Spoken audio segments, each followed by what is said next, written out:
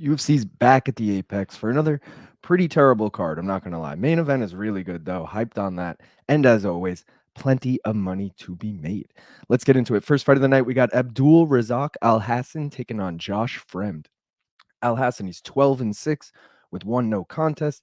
That is 6-6 with one no contest in the UFC. Fremd is 11-6.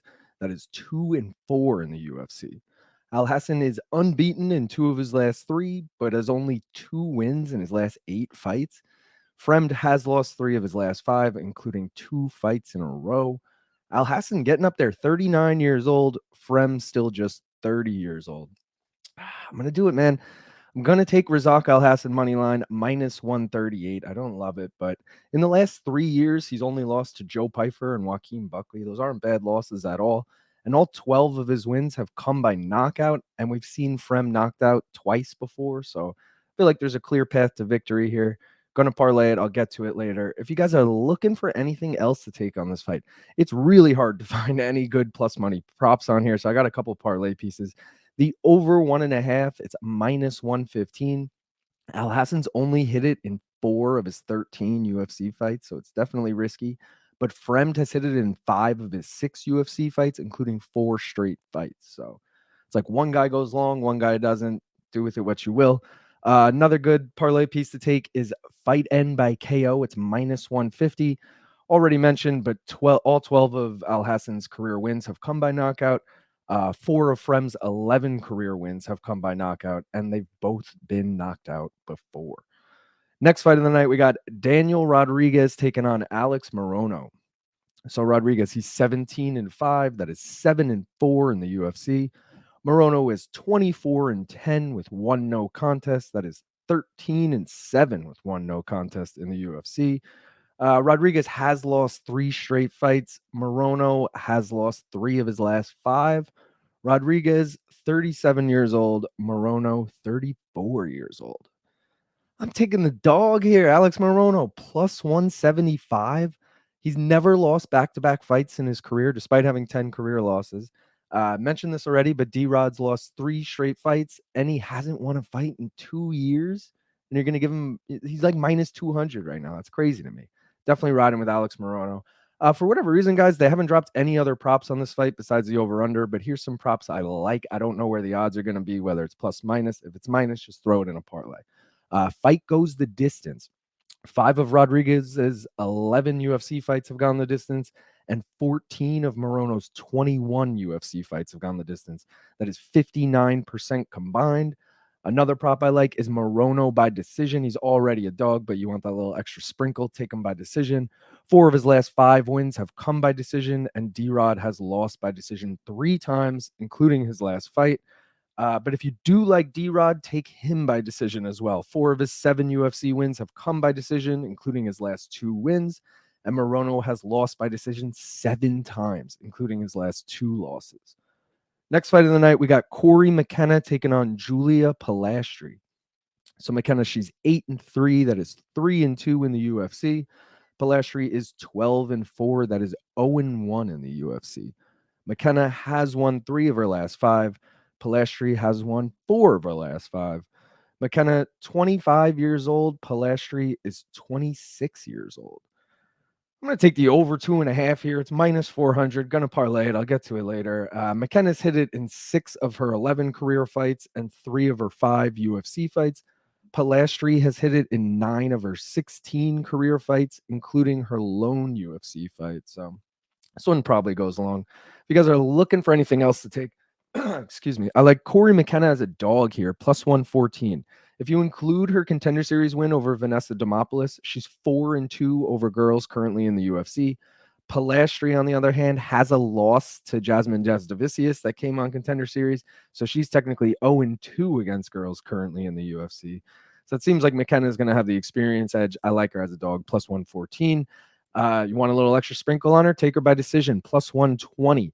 4 of her 8 career wins have come by decision, and all 4 of Polastri's career losses have come by decision.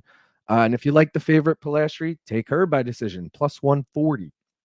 5 of her 12 career wins have come by decision, and McKenna has lost by decision twice. Next fight of the night, we got Grant Dawson taking on Rafa Garcia. So Dawson, he's 12-2-1. That is 9-1-1 in the UFC. Garcia is 16-3. That is 4-3 in the UFC. Dawson has won 4 of his last 5. Garcia's also won 4 of his last 5, but he has not fought in a year and a half. Both of these guys still just 30 years old. I'm taking Grant Dawson money line here, minus 350, parlaying it with Alhassan money line. That's plus 122 for that 2-leg parlay right there. Dawson's he's good, man. He's a really good wrestler.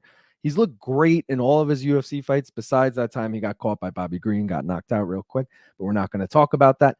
He's more active. He has more UFC experience. I don't know. I just like Dawson or wrestle him here, get it done. If you guys are looking for anything else to take, you got to take it as a parlay piece, but Dawson by decision, minus 185. 5 of his 11 UFC fights have gone the distance, and Garcia has never been finished before. Another prop to take, the over 2.5, minus 285. You got to parlay it as well. Dawson's hit it in 6 of his 8 fights, and Garcia's hit it in 6 of his last 8 fights, and Garcia's hit it in 7 of his last 8 fights. And how about the dog, man? Garcia money line plus 300.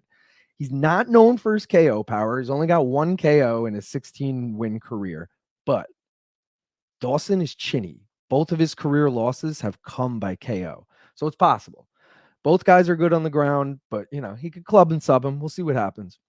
I do think Garcia could be a live dog, even though I'm on Dawson. Co-main event, we got Brad Tavares taking on Jun Young Park. So Tavares, he's 20-9. That is 15-9 in the UFC. Park is 17-6. That is 7-3 in the UFC. Tavares has lost 3 of his last 5, but one of those came to the champ, Dricus du Plessis, so not a bad loss. Park has won 4 of his last 5. Tavares, 36 years old. Park is 33 years old. I'm going to take the over 2.5 here. It's minus 255. Going to parlay it. Get to it later. Tavares has hit it in 17 of his 24 UFC fights, and Park has hit it in 5 of his 10 UFC fights. That is 65% combined. If you guys are looking for anything else to take, how about Tavares as a dog here? Plus 160. He's fought way better competition. He's fought 3 champions in his last 8 fights. He's arguably better than anyone Park has beaten in the UFC, so this could be a good matchup for him. If you want a little extra sprinkle on that, take Tavares by decision, plus 215. 12 of his last 13 wins have come by decision, and Park has lost by decision 3 times, including his last fight. And last but not least, you like the favorite Park, take him by decision, plus 115. 4 of his 7 UFC wins have come by decision. And Tavares has been KO'd 5 times, but Park is not known for his power. None of his 7 UFC wins have come by KO. And Tavares has never been subbed, which is like Park's method of victory usually. So I feel like him losing by decision is likely. He's already lost by decision 4 times in his career. So Park by decision, plus 115. Main event, best fight of the night by far. Brandon Royval taking on Tatsuro Taira. So Royval, he's 16-7. That is 6-3 in the UFC. Taira is 16-0. That is 6-0 in the UFC. Royval has won 4 of his last 5. His only loss in that span came to the champ, Alexandre Pantoja. Taira is undefeated, so obviously he's won 16 in a row. 12 of those wins coming by finish. Royval, 32 years old. Taira, just 24 years old. Crazy. I'm going to take the over 1.5 here. It's minus 250. I'm parlaying it with the over 2.5 in McKenna Polastri and the over 2.5 in Tavares Park. It's plus 144 for all 3 of those. I like that a lot. Royval's hit it in 4 of his 9 UFC fights, and he's hit it in 3 of his last 5.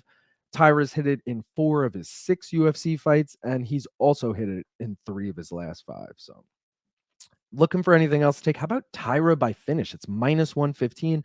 Already mentioned 12 of his 16 career wins have come by finish, including 4 of his 6 UFC wins, and Royval has been finished twice.